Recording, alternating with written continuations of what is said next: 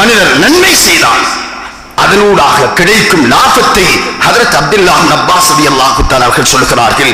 நன்மையின் முதலாவது தன்மை ஒரு மனிதனுடைய உள்ளம் அது பிரகாசமாகின்றது. இந்த முகத்தை பிரகாசமாக்க எத்தனையோ வகையான கெமிக்கல் கிரீம் போடுகிறார்கள், பணம் செலவழிக்கிறார்கள். உள்ளம் அது இருளாக இருக்கிறது, முகம் வெளிச்சமாக இருக்கிறது. அல்லாஹ்விடத்தில் பெருமானம் கிடையாது சகோதரர்களே. உள்ளத்தை பிரகாசமாக்க வேண்டும். அமல் அதனுடைய தன்மை முதலாவது நூறுல் கல்ப், உள்ளம் பிரகாசமாகும். ஒரு மனிதர் அமல் செய்கிறார், அதனுடைய முதலாவது தாக்கம் அந்த மனிதனுடைய உள்ளம் அது வெளிச்சமாகிறது. இரண்டாவது அந்த நன்மையின் தன்மை அவருடைய முகம் அது ஒரு விதமான பிரகாசமாக இருக்கும், செழிப்பாக இருக்கும், சந்தோஷமாக இருக்கும், குதூகலமாக இருக்கும். முகத்தை பார்த்தால் மறுமலர்ச்சியாக இருக்கும். இந்த அமலுடைய தன்மை சோதனை. மூன்றாவது அமல் செய்யக்கூடியவர்களுக்கு அல்லாஹ் உடலில் ஒரு விதமான சக்தியை கொடுக்கிறான். குவத்துல் பதன், உடல் அது ஆரோக்கியமாக இருக்கும், வயதுகள் சென்றிருக்கும், அவருடைய உள்ளத்தில் உள்ள எண்ணம் அது வாலிபமாக இருக்கும், வாலிபமாக இருக்கும், உடல் அது ராகத்தாக இருக்கும். குவத்துல் பதன், உடம்பு அது பலமாக இருக்கும். இபாதத் உடம்புக்குரிய உணவு சகோதரர்களே. நான்காவது அல்லாஹ் அமலுடைய வெளிப்பாடு வபரக்கத்தன் ஃபிர் ரிஸ்க், நம்முடைய வாழ்க்கையில் அல்லாஹ் செழிப்பை ஏற்படுத்துகிறார். ஐந்தாவது ஒரு மனிதர் இபாதத்தில் மூழ்குவாராக இருந்தார், இபாதத்துடையவராக இருந்தார். ஐந்தாவது அல்லாஹ் அந்த மனிதனை பற்றி படைப்பினங்களுடைய உள்ளத்தில் அன்பை விதைக்கிறான்.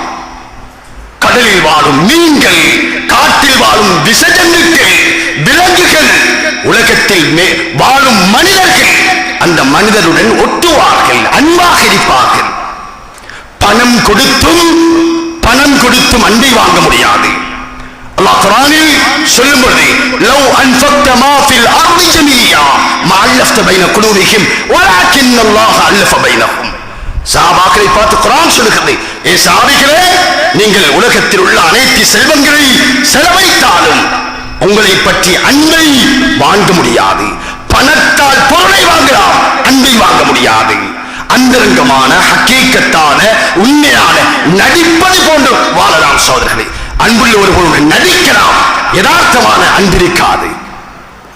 அமல்களில் அல்லாஹ் ஐந்து விதமான தன்மைகளை வைத்திருக்கிறார். முதலாவது உள்ளத்தின் வெளிச்சம், முகத்தின் பிரகாசம், உடம்பின் பலம், ரிஸ்கில் விஸ்தீரணம், படைப்பினங்கள் மீது இவரை பற்றி அன்பை அல்லாஹ் கொடுக்கிறார். இதே போல ஒரு மனிதர் பாவியாக இருந்தால், தவறு செய்யக்கூடியவராக இருந்தால், தன்னுடைய வாழ்க்கையை பாவத்தில் கழித்தால் ஐந்து விதமான தண்டனைகளை அல்லாஹ் கொடுக்கிறார். முதலாவது சொன்னதை போல முன்னால் சொன்னவைகளுக்கு எதிர்மறையானவைகள். உள்ளம் அது இருள் அறிந்து விடுகிறது, உள்ளம் மௌத்தாகி விடுகிறது, உள்ளம் பால் அறிந்து விடுகிறது. அல்லாஹ் அவர்களை பார்த்துத்தான் சொல்லுகிறார், கல்லா, விடயம் அவ்வாறல்ல, பல்ரான அலா குலூபிஹிம் பிமா கானூ யக்ஸிபூன். அவர்கள் இந்த பூமியில் செய்த செயற்பாடினால் உள்ளம் மாசடைந்து விட்டது, உள்ளம் இறுகிவிட்டது. சவாஉன் அலைஹிம் அன்ஸர்தஹும் அம் லம் துன்திர்ஹும் லா யுமினூன் ஹதமல்லாஹு அலா குலூபிஹிம் வ அலா சமீஇஹிம் வ அலா அப்சாரிஹிம் கிஷாவா. நபியே, அப்படிப்பட்ட கூட்டத்தினர்களுக்கு அச்சமூட்டி எச்சரிக்கை செய்வதும் செய்யாமல் விடுவதும் சமம். உள்ளம் சீரழிக்கப்பட்டு விட்டது, காதுக்கு முத்திரை வைக்கப்பட்டு விட்டது, பார்வைகள் போக்கப்பட்டு விட்டது, பார்வைகள் போக்கப்பட்டு விட்டது. சோழர்களை பாவத்தின் வெளிப்பாடு உள்ளம் இருளடைந்து விடுகிறது.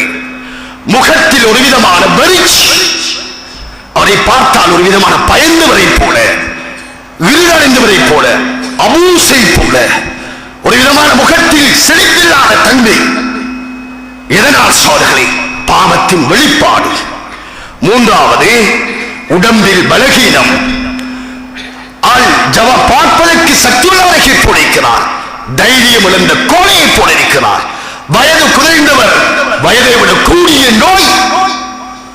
இங்கு பார்க்கிறோம் சமூகத்தில், சமகாலத்தில் வாலிபர்கள், சிறியவர்கள், பரம்பரையில் கேள்விப்படாத நோய்கள், சிரமங்கள். சோதனை பாவத்தின் வெளிப்பாடுகள் மறந்து விடாதீர்கள். சொந்த கருத்தை சொல்லவில்லை. ரயீசுல் முஃபஸ்ஸிரீன் ஹஜ்ரத் அப்துல்லாஹ் இப்னு அப்பாஸ் ரலியல்லாஹு தஆலா அவர்கள் சொல்கிறார்கள், பாவத்தின் வெளிப்பாடு உடம்பில் பலகீனம் ஏற்படும்.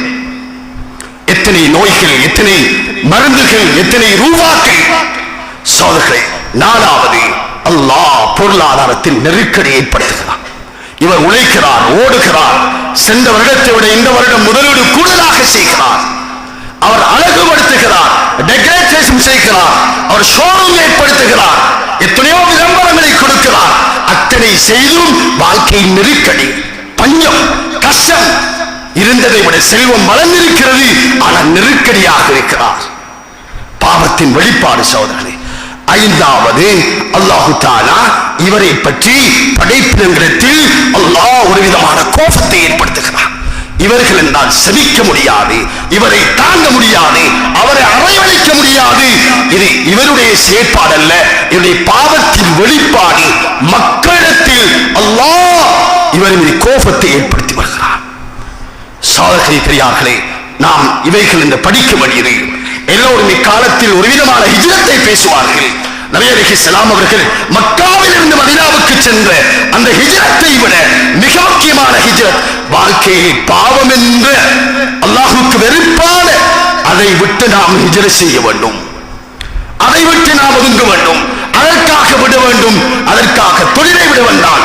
தொழிலை விடுகிறேன், பயணத்தை விடுகிறேன், பொருளை விடுகிறேன், கல்வியை விடுகிறேன், நண்பரை விடுகிறேன். இது ஹிஜ்ரத் சகோதரர்களே. நாடு துறப்பதை விட பாவத்தை விடுவதற்காக எடுக்கும் முயற்சி சிறந்த ஹிஜ்ரத் சகோதரர்களே.